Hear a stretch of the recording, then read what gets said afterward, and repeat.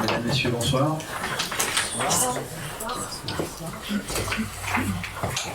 Il est presque l'heure, mais il est l'heure. Les conditions de quorum sont remplies. Monsieur Ferrand. Bonsoir, monsieur le maire. Nous vous informons comme les fois précédentes que le groupe Ensemble pour Melès suit en direct le conseil municipal. Je ferai la même remarque qu'habituellement, enfin que les fois précédentes. C'est en application du règlement. Vous informez avant l'ouverture de séance que vous faites, ce qui est très bien. Et les plans doivent être des plans larges, tels que vu d'ici, je vois votre installation mise en place. Je ne suis pas sûr qu'il n'y ait que des plans larges. Vous vérifierez, monsieur le maire. Pardon ? Vous vérifierez. Comme les fois précédentes, monsieur le maire, je respecte évidemment. Bon, ceci étant, l'information étant connue de tous, de toutes, je vais demander à monsieur Martin de bien vouloir procéder à l'appel des conseillers.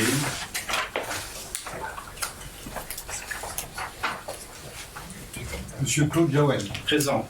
Monsieur Alain Maury. Présent. Madame Sophie Leodréon-Kénégu. Présent. Monsieur Patrice Dumas. Présent. Madame Ghislaine Marvin. Présente. Madame Marie-Édith Massé. Présente.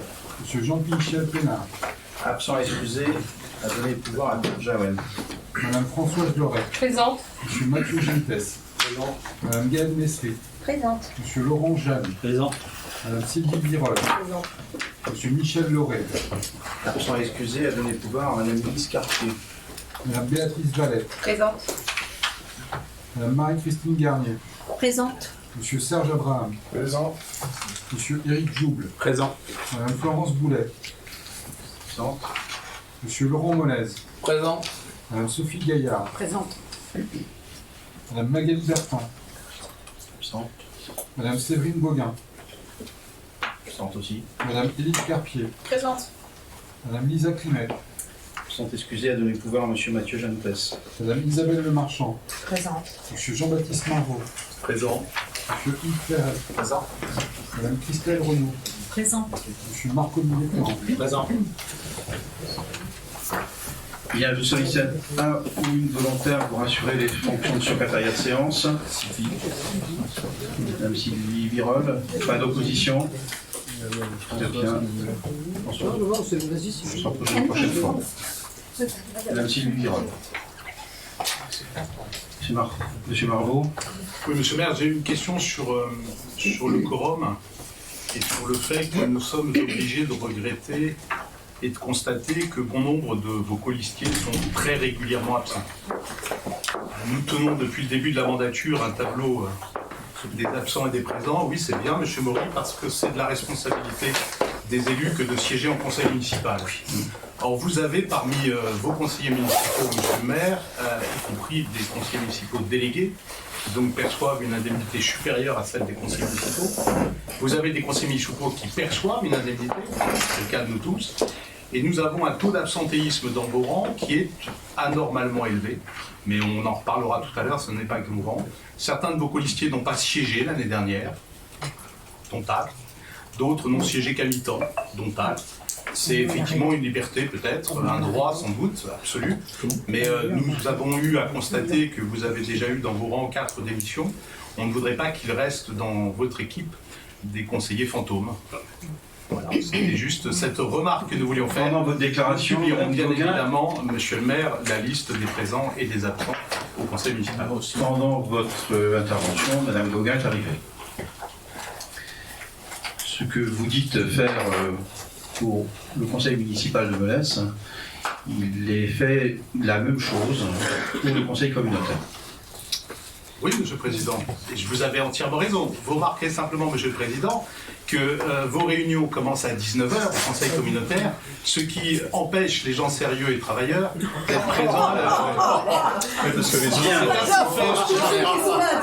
c'est ainsi fait, monsieur le maire. Et ce n'est pas certains de nos collègues au conseil communautaire systématiquement en retard, voire absents une fois sur deux, certaines se seront reconnues une fois là encore, qui vont dire le contraire. Quant à ma présence au conseil communautaire, monsieur le maire, comme d'ailleurs à la commission des sports, où je siège extrêmement régulièrement, quand elle se réunit. Sans parler de la commission éducation, où je siège extrêmement régulièrement, quand elle se réunit.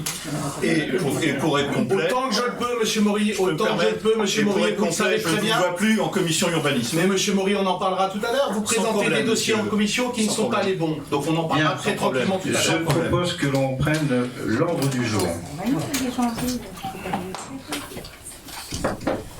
En commençant par l'approbation du procès-verbal de la séance du 25 janvier. Monsieur Margot.